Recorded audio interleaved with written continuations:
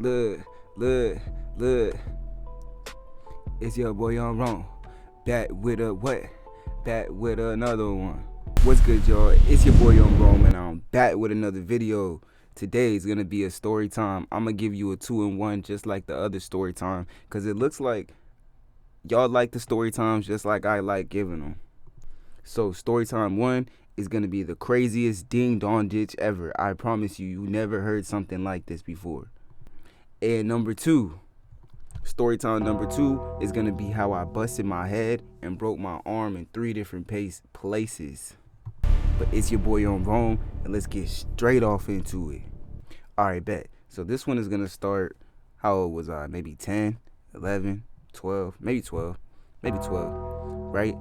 And we used to live in these apartments. Now the apartments weren't that bad, but they were that bad. So the problem with these apartments was it was like 3 or 4 different apartment complexes in one. So you have one actual apartment, another one, and another one. So as kids do, we got bored. We would get really bored all the time, and there was nothing to do but actually cause some trouble. I mean, I know you're gonna be like, yeah, there could have been something else to do, but what I'm saying is that's all we decided to do, okay? Bet. So look, we're in the apartments trying to figure out stuff to do. Now, first thing we started doing, bought an airsoft gun, started shooting random people with the airsoft gun. Know it sounds crazy, know it sounds wild, but it's the truth. What we would do is wait for a biker or a motorcycle person to go by, motorcyclist, pop them, swerving. But that got boring. So then we decided to try something else. What do you ask? What is that? It's called parkour. Anybody that doesn't know what parkour is, I'm going to show you what parkour is, just so you know, because parkour was getting really big in the 2012s through 2015, 2016 area. It was crazy. So this is what parkour is. It's just flipping and jumping off buildings and stuff. This is the best of the best, but I just wanted to show y'all physically what it is. So, like I was saying, we got bored of shooting people with BB guns. I know that sounds crazy, but then we started doing parkour. And then we started doing it on top of buildings. Literally, jumping building from building from building. Literally recording it, talking about some parkour. Me, I got down because I already knew that the police or the security or somebody was going to see us up there doing that. So I got my ass down. Now my friend and my brother, they kept going. Of course, security came, so we had to stop doing that. So we had to figure out something new to do. That's where extreme ding dong ditching came into route. So we wasn't doing no regular knocking on the door. We started getting weapons. One of us had a baseball bat, one of us had a hockey stick, and one of us had a smoke bomb with a lighter. And I know it sounds crazy. In 2026, if somebody did that, the police would be called and those kids probably would have got some charges. But this is back in 2015, where YouTube pranks are big, stuff isn't crazy, so they never expected something like this to happen, especially in an apartment complex. So what we did was, one of us was at the door, one of us was at the garage, and one of us was, where was the other person? I think 2 of us was at the garage. So boom, literally, one of us, I don't even know who, or it was my friend Urs. That kid was so bad. It's time for us to knock. It's time for us to knock. So we do it. Chris takes the baseball bat, starts hitting the garage. Boom, boom, boom. I had the hockey stick. Boom, boom, boom, hockey stick, putting dents inside their garage, and their whole garage is dented. Probably still to this day they had to change that. They had to. Bruh. And then what my brother did, he literally lit the smoke bomb.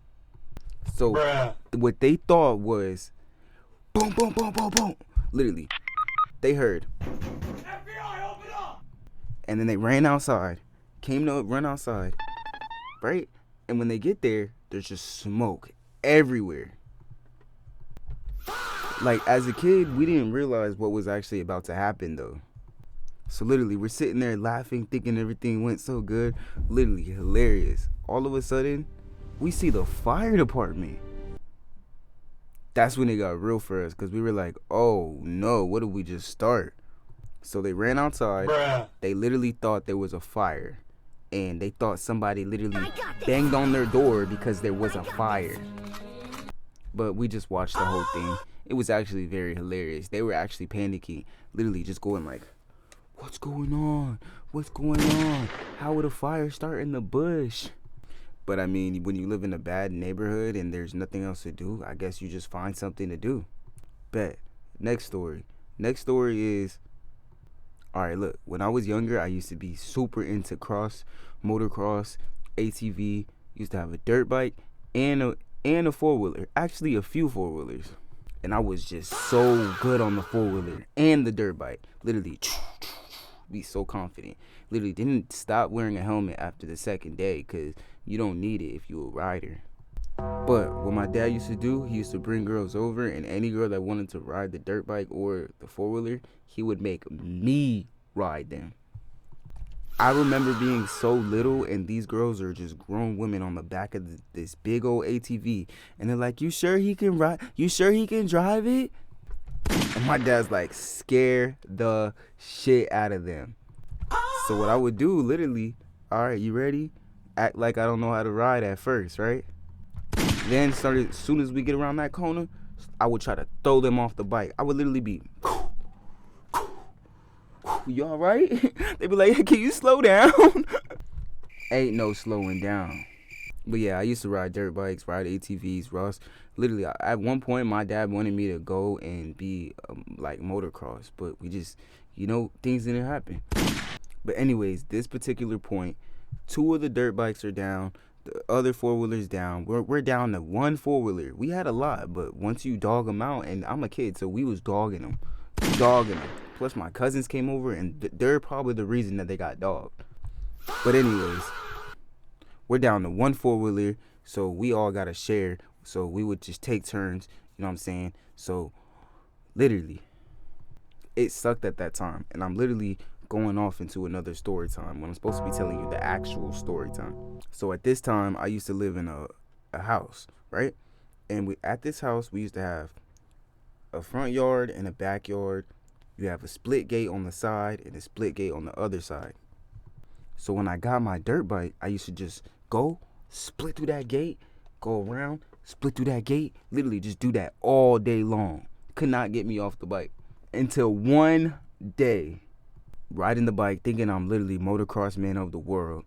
And what I used to do was I used to tail swing the back in the sand, and then just go straight through the gate.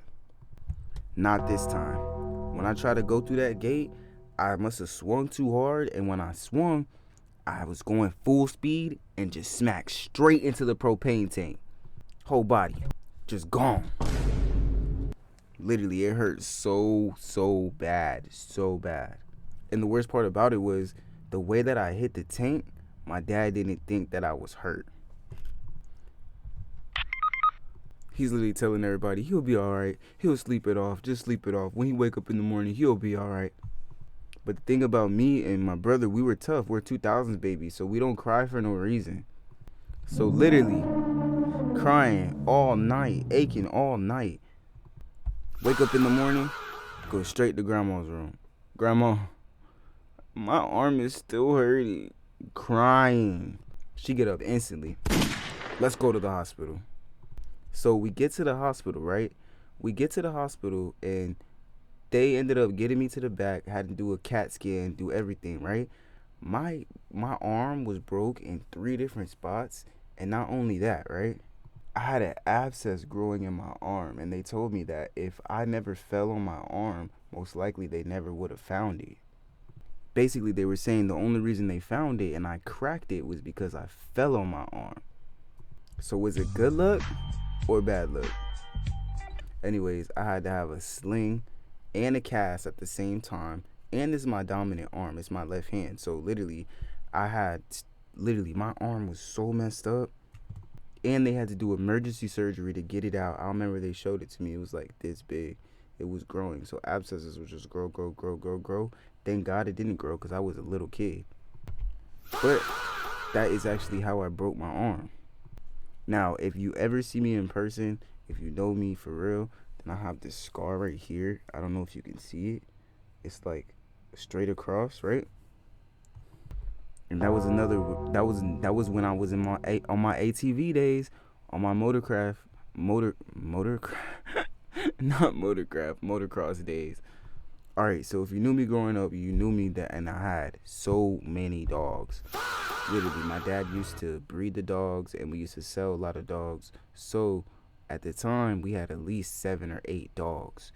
7 dogs. Bruh. Me and my brother would have to sit there and feed them, wash them, take care of them.